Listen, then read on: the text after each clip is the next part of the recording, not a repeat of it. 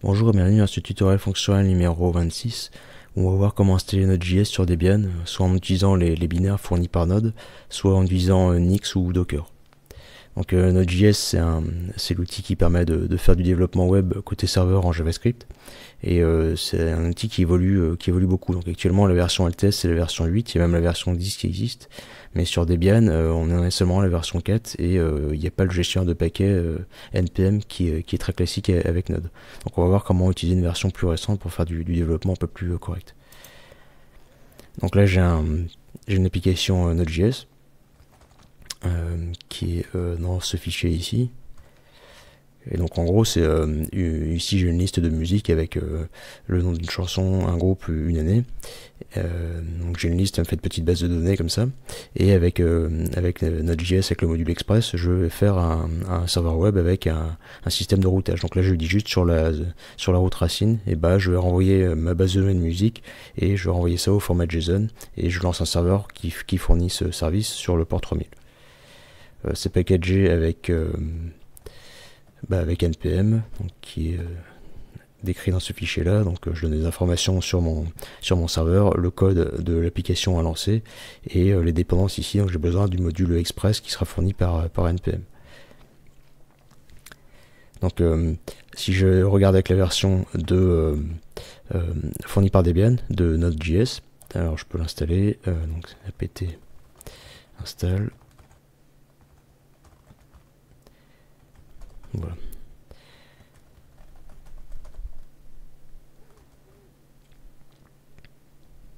Donc là il m'installe Node.js dans Logitech, depuis Logitech de Debian. Donc effectivement on voit ici que la version c'est la version 4.8.2 ici, et si j'essaie de lancer NPM, et ben ça fonctionne pas, elle n'est pas disponible. Donc je vais la supprimer et on va voir comment faire une installation personnalisée. Voilà, et puis je vais même enlever les dépendances. Voilà.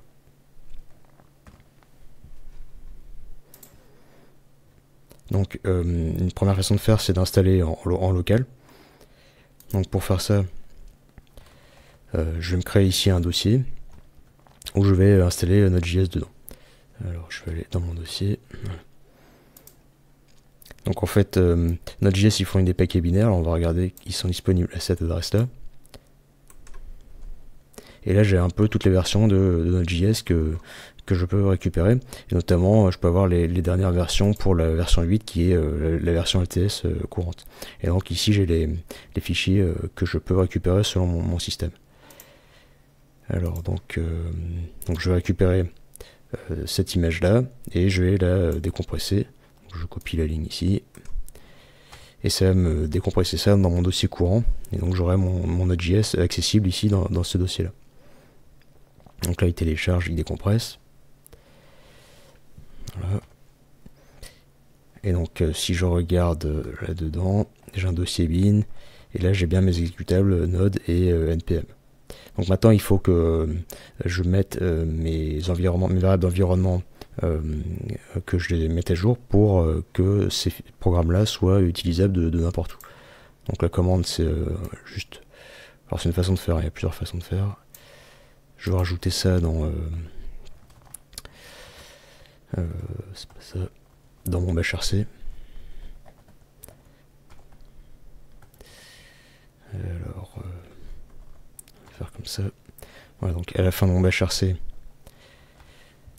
je vais définir une variable d'environnement Node.js home ici, avec le chemin vers le dossier là où j'ai décompressé Node.js. Voilà.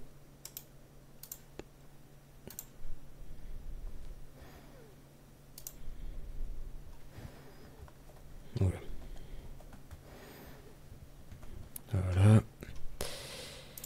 Et dans les chemins courants, je vais rajouter ce chemin. J'ai obligé de copier. Voilà. Donc je rajoute mon home de Node.js dans le chemin courant, donc comme ça dans le répertoire, tout ce qui est dans le répertoire bin, j'y aurai accès de n'importe où. Donc je sauvegarde, je quitte. Maintenant je vais revenir sur mon programme de test. Voilà, il faut que je source mon bashrc pour prendre en compte les modifications.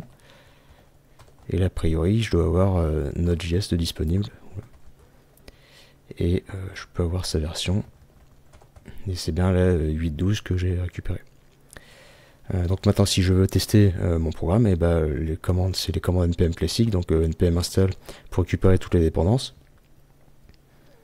Et donc là, vraiment, il accède à mon dossier local opt que je récupère ici, opt, node.js, machin. Voilà. Et donc ensuite, là, je récupère les dépendances et la commande pour lancer mon serveur. Donc c'est npm run et start. Donc là il va m'exécuter mon script app.js. Voilà, il écoute sur le port 3000. Donc maintenant si je vais voir sur le port 3000 en localhost,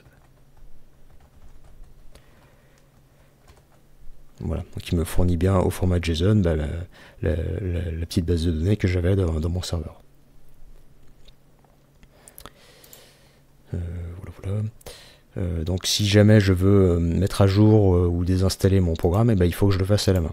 Donc en fait c'est pas très compliqué, il suffit juste de supprimer ce dossier là opt que j'ai créé, alors, ou juste la partie node. Bon là j'ai juste node dedans, donc je vais tout supprimer. Et il faut également que je modifie mon bashrc, que j'enlève les variables que j'avais définies.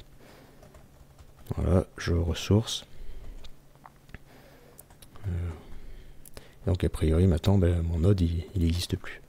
Et pareil pour npm.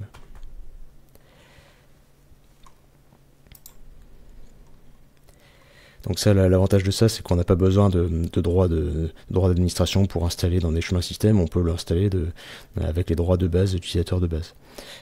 Par contre, l'inconvénient, effectivement, c'est que il faut, dès qu'on a des mises à jour ou dès qu'on veut supprimer, il faut tout faire à la main. On ne peut pas utiliser la Logitech système. Donc si on a les droits utilisateur et le droit d'administrateur, on peut passer par la Logitech. Donc en fait, Node il fournit un dépôt Debian, enfin des paquets Debian, et donc on peut ajouter dans les dépôts Debian un dépôt Node.js où il y aura la version qu'on veut. Donc la commande c'est ça. Donc je récupère ici sur Node source, donc les dépôts Debian de Node, la dernière version 8, et je vais envoyer ça dans un. Donc ça c'est un petit script.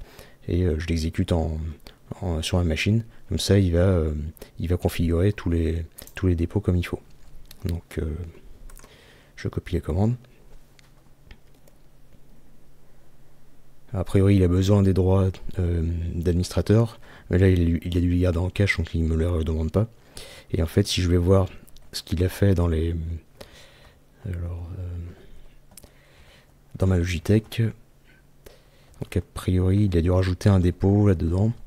Voilà, donc tu vois, il a rajouté ici un dépôt Node source, et si je regarde dedans, voilà, avec les commandes Debian classiques, il a juste rajouté une source où je vais avoir accès à des nouveaux paquets. Donc ensuite, pour l'installer, c'est les commandes habituelles de Debian.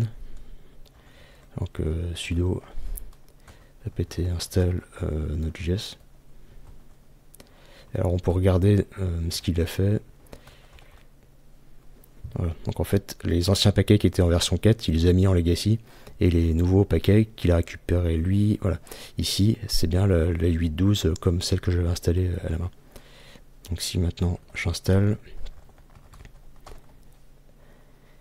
a priori il va m'installer la 8.12. Donc on voit ici, il a récupéré ce dépôt là.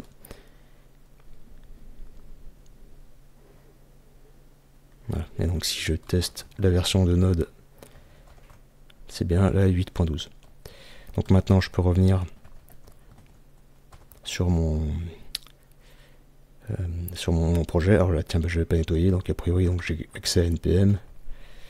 Voilà, donc je peux nettoyer ce qu'il avait compilé tout à l'heure. Donc là j'ai juste mes deux fichiers initiaux. Je peux refaire un npm install. A priori ça fonctionne. Et pareil, lancer la commande de démarrage où il lance son application sur le port 3000 et on peut tester. Voilà, donc a priori ça fonctionne. Donc voilà, donc si je veux nettoyer, voilà. Et si je veux supprimer vraiment mon paquet, et ben a priori je peux le faire avec les commandes, les commandes de la Logitech de Debian. Donc remove, le nom du paquet, Node.js. Et là, normalement, il désinstalle proprement. Et pareil, s'il y avait une nouvelle version de Node, la version 8 LTS, quand je fais mes mises à jour Debian, et bah, il me mettra à jour ce qu'il faut. Si par exemple il passe en 8.12.1, et bah, une mise à jour Debian me ferait cette mise à jour de Node également. Donc là, j'ai supprimé Node.js de ma machine. Alors je peux supprimer les dépendances également. A priori, c'est bon. Par contre, c'est toujours dans les... les dépôts sont toujours à rajouter dans ma configuration Debian. Donc si je veux vraiment tout supprimer de Node, il faut aussi que je supprime ce fichier là. Par contre ça n'a pas marché, je suis pas en route. Voilà. Et du coup après il faut quand même que je refasse une mise à jour de mes paquets qui reprennent en compte les différents apt update. Donc là il me remet à jour tous les paquets disponibles, et si je refais une recherche de Node.js même,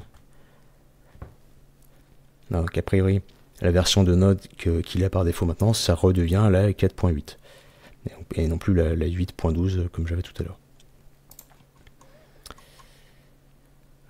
Voilà, donc ça c'est bien si on a les droits d'administrateur, parce que du coup on a une gestion de paquets classique avec les mises à jour qui vont bien et les suppressions de paquets qui sont assez simples à gérer. Alors également on peut utiliser Nix. Alors je vais revenir ici, ok. Donc pour utiliser le système de paquets Nix, donc là c'est juste le système de paquets rajouté sur Debian, et ben, il faut d'abord installer le système de paquets et après on a les commandes Nix classiques pour ajouter des logiciels qui sont ici. Donc on va les tester. Alors c'est toujours pareil, en fait il y a un script d'installation qu'on va récupérer d'internet et qu'on va lancer dans un shell qui va nous installer Nix. Donc je lance la commande.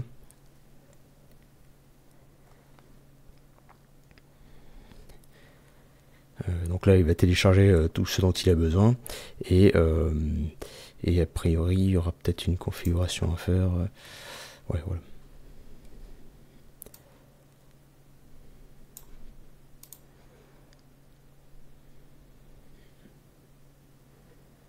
Donc là il me récupère une archive avec tous les paquets disponibles sur le système Nix. Il va me créer un dossier dans un dossier racine qui est le dossier Nix Store où il met les paquets habituels. Voilà, donc là il a récupéré tous ces paquets là et je peux en rajouter avec les commandes Nix classiques. Donc par contre il faut qu'on connaisse le système Nix. Donc pour ça, soit on peut installer un démon sur le système, soit on peut juste spécifier dans le bashrc le script qui permet d'accéder à Nix. Donc là c'est ce que je vais faire, juste rajouter dans le bashrc. Alors toujours pareil, .bashrc. Donc je vais rajouter cette commande là.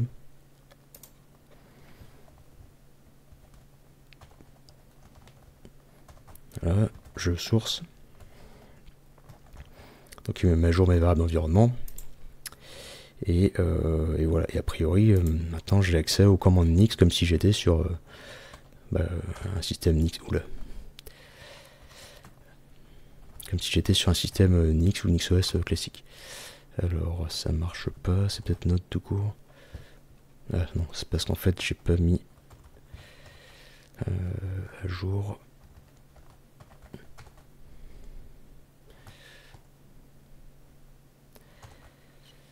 Alors, bon.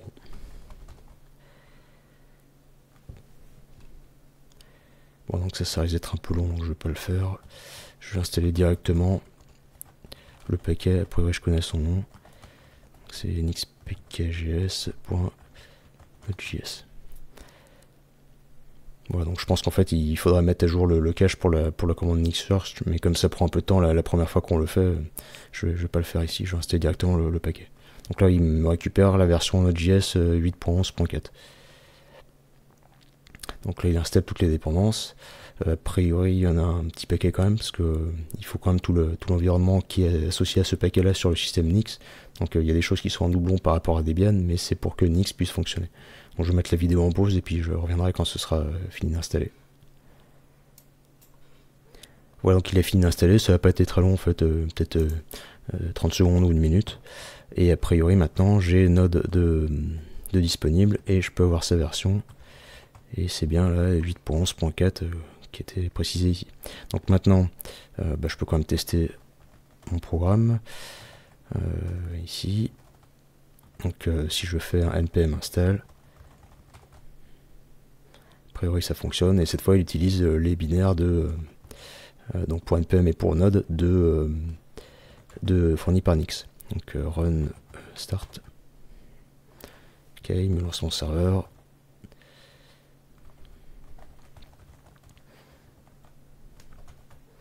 Ouais, bon, a priori ça fonctionne. Donc je peux nettoyer mon projet. Ok. Et donc maintenant si je veux supprimer Nix, et bien, tout ce que j'ai à faire c'est de supprimer le dossier ici qui m'a créé, qui est le Nix. Donc en fait Nix a tout mis là dedans, donc j'ai juste à le supprimer.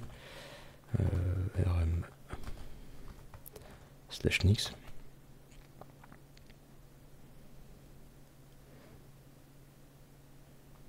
Bon, il doit y avoir pas mal de choses dedans, donc ça prend un petit peu de temps. Et enfin, sur mon bashrc, il faut également que j'enlève le script que j'avais rajouté. Donc les scripts Nix, les scripts Nix que je lui avais demandé de charger, maintenant je peux les enlever. Voilà, et a priori, maintenant, node npm, il trouve plus les commandes. Voilà. Donc ça c'est pas mal parce que du coup on a accès à tout l'environnement Nix, ça permet de faire pas mal de choses, donc installer des logiciels qui sont pas forcément dans Debian, mais également profiter de toutes les configurations Nix avec les fichiers default.nix, etc. qu'on a vu dans d'autres vidéos. Donc l'inconvénient c'est que il faut connaître Nix, et puis il faut également avoir les droits d'administrateur pour installer Nix, parce qu'il crée le dossier système /nix avec tout ce qu'il lui faut dedans. Enfin, une dernière façon d'installer, ou du moins d'utiliser Node.js, c'est avec des images Docker. Donc Docker, il fournit des environnements plus légers que des machines virtuelles, mais avec tout un système dedans. Donc ça peut être une distribution Debian avec un certain nombre de paquets, etc. Donc par contre, il faut installer Docker. Alors bon, toujours pareil, ça va être via un script fourni par Docker. Donc là, alors ça, la mise à jour, c'est bon, c'est fait. Donc là, il a besoin de ces paquets-là de Debian pour faire son installation. Donc je les lance.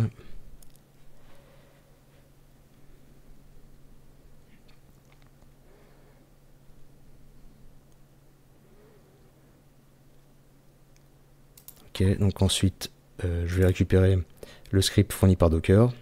On va, donc là, en fait, c'est juste une... il va installer des dépôts supplémentaires dans la Logitech de Debian. Donc ici on voit les commandes vraiment répétées pour ajouter du Docker là-dedans. Donc si je regarde dans etc ici, donc là je pense qu'il me les a rajoutés directement dans le source.list. Donc on voit ici, il a rajouté un dépôt de paquets sur le site de Docker où il va y avoir le système Docker. Donc cette fois, il faut que je mette à jour ma liste de dépôts. Donc là, cette fois, il a pris en compte les dépôts Docker qu'il a rajoutés.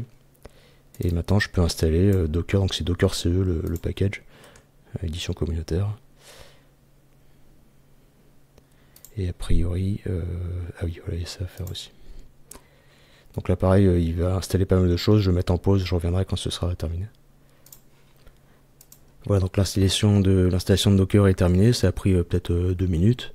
Une dernière chose qui me reste à faire, c'est à rajouter l'utilisateur dans le groupe Docker, comme ça il pourra utiliser le système Docker. Donc la commande c'est user mode mode, et je vais ajouter un groupe Docker à l'utilisateur. Alors on peut en fait demander directement à l'utilisateur, alors je crois que c'est UN. Voilà, donc ça en fait c'est juste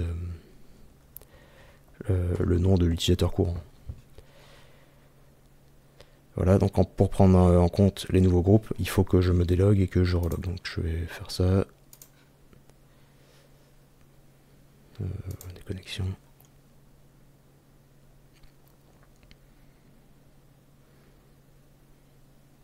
Donc là je suis dans une machine virtuelle, une machine Debian. Elle se relance pour la connexion, donc je vais me reconnecter.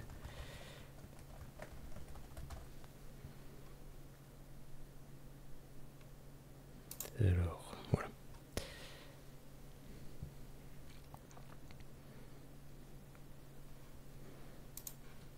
Et donc maintenant, a priori, je devrais avoir Docker de disponible. Ah, il m'a pas gardé le lien. Voilà, donc tout ça c'est fait, et donc je peux lancer cette commande pour tester si Docker ça fonctionne bien. Donc a priori, le programme Docker il est accessible, et donc maintenant je peux lui dire de lancer une image Docker. Alors il y en a une classique, c'est Hello World. Et donc cette fois, il va télécharger l'image Docker qui correspond à ce Hello World. Il va la lancer en local ici, et voilà, il m'affiche ces messages-là. Donc a priori, ça fonctionne bien. Alors maintenant, comment on va utiliser ça pour lancer notre programme Node.js? Et il y a une image Docker qui s'appelle Node qui fournit un environnement pour exécuter du Node.js. Donc la commande, c'est ça. Alors je vais peut-être zoomer un peu et puis je vais la copier. Alors, donc il faut que j'aille dans mon dossier où il y a mon code. Voilà. Donc ça veut dire je lance une commande Docker. Le conteneur qu'il va me créer, il va le supprimer une fois que ce sera terminé. Il va copier dans le dossier TMP de mon conteneur le dossier courant où je suis. Donc en gros, mon application, mon code ici, il sera disponible dans le dossier TMP du conteneur. Donc je pourrai compiler le programme avec les télécharger les dépendances et tout, et avoir accès au code de mon serveur.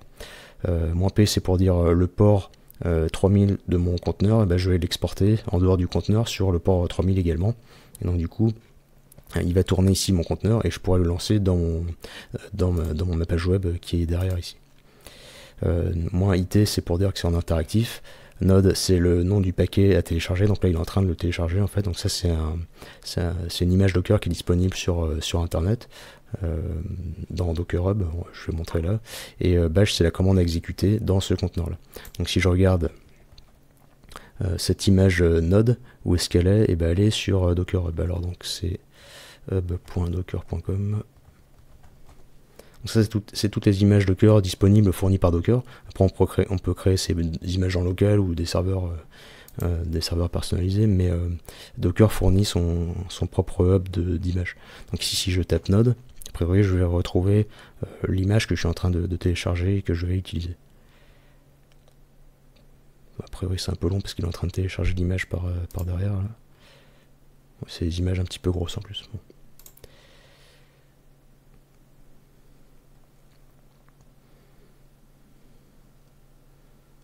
Bon, je vais mettre la vidéo en pause et puis je reviendrai quand il ira télécharger.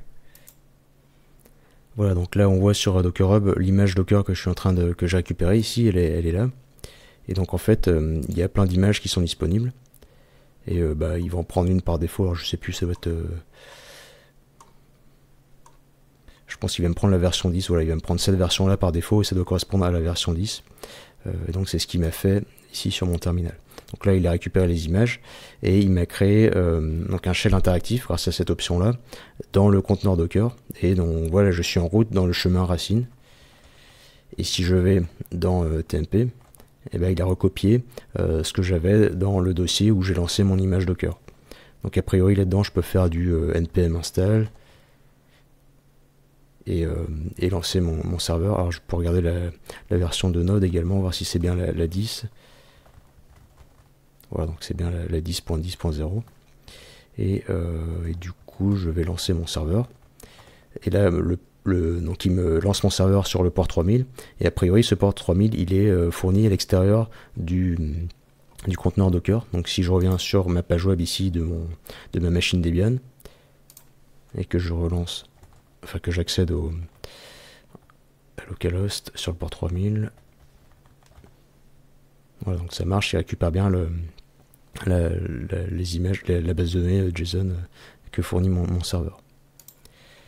Donc là je peux terminer, je sors du conteneur, et du coup si je regarde, il a transmis en fait les fichiers qu'il a créés. Donc j'ai lancé mon conteneur, j'ai demandé à NPM de tout installer, de lancer le serveur, etc. J'ai vu que ça fonctionnait, et il m'a créé des dossiers intermédiaires où il a récupéré les dépendances, le framework Express, tout ça. Par contre il y a juste un souci, c'est que il a créé ça avec les droits qu'il avait dans le conteneur. Et dans le conteneur, on peut le voir ici, il était en route en fait. Pour le petit dièse ici. Et donc tout ce qu'il a créé, tous les nouveaux fichiers qu'il a créés, ils sont en route. Ce qui veut dire que dans mon répertoire utilisateur, j'ai des dossiers que je peux pas supprimer maintenant. Si j'essaie de supprimer notre module, voilà, donc ça marche pas. Donc une façon de faire, c'est soit je relance un bash dans mon conteneur et puis je fais du ménage là-dedans, ou alors il faut que je passe en sudo pour pouvoir supprimer le... Alors c'était ça. Pour pouvoir supprimer, parce que j'aurai pas les droits sinon. Voilà, et puis je vais supprimer l'autre aussi.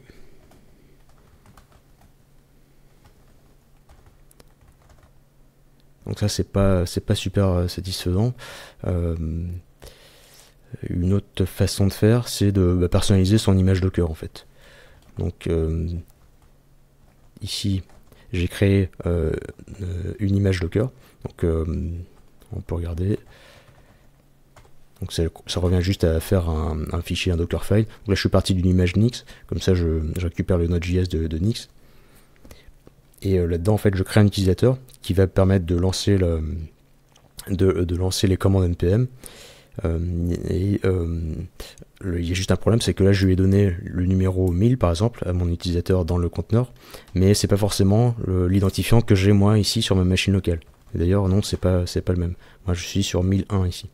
Donc ce que je vais faire, c'est que je vais lui fournir un script. À chaque fois qu'on entre dans le conteneur, il va changer l'utilisateur Toto du conteneur pour que ça corresponde à l'identifiant de la personne qui est en train de lancer le conteneur. Donc dans ce script, il y a quoi? Il y a juste le changement de... Alors c'est ça. Juste le changement identifiant ici. Donc je vais lui passer mon identifiant dans cette variable là. Si c'est pas 1000, il la change avec la commande de usermod ici, et ensuite il exécute avec cet utilisateur là. Donc voilà, donc cette image là je l'ai envoyée sur Docker, sur Docker Hub. Donc si je regarde sur mon utilisateur, voilà, donc elle est ici. Et donc elle est bien disponible. Elle est bien disponible ici sur Docker Hub. Donc si je reviens dans mon projet ici, je peux lancer donc la commande ici. Alors en fait je pourrais faire un alias avec ça, mais là je vais lancer directement l'image. Donc toujours pareil, je lance une image Docker, je mets à jour je fais la synchronisation des dossiers, synchronisation des ports, et je lui dis également de définir la variable user_id à, donc ça c'est mon numéro d'identifiant de mon utilisateur ici local. Et l'image à lancer c'est celle-ci. Et je peux lui donner directement les commandes. Donc, par exemple, faire du npm install. Donc il va me lancer cette commande npm install dans ce conteneur là avec toute cette commande docker paramétrée ici. Donc je lance la commande, a priori donc il trouve pas l'image en local, donc il va la télécharger. Pareil, ça risque de prendre un petit peu de temps, donc je vais mettre en pause encore. Voilà, donc l'image docker s'est chargée correctement. Alors, en fait je me suis rendu compte qu'il y avait un bug. Donc dans l'image docker, le plus simple c'est de pas créer du tout l'utilisateur.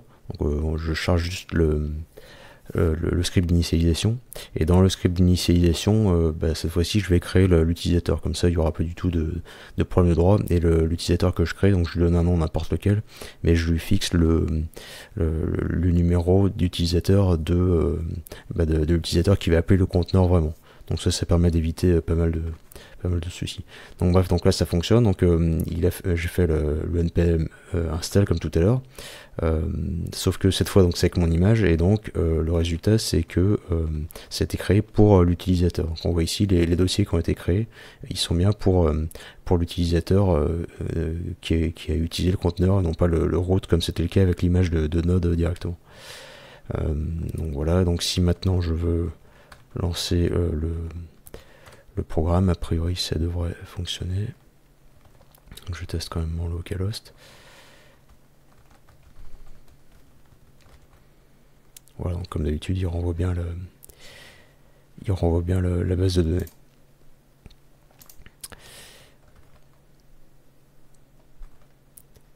Et donc cette fois-ci, si je veux supprimer mes fichiers, bah, je peux le faire, donc soit directement avec l'image, soit je peux le faire à la main, puisque j'ai les bons droits, c'est bien moi qui possède les dossiers ici. Voilà, donc Docker, c'est assez pratique à utiliser une fois qu'on a bien réglé les images et que Docker est installé. Et en général, c'est assez répandu Docker pour le développement web, donc ça peut être une bonne solution aussi.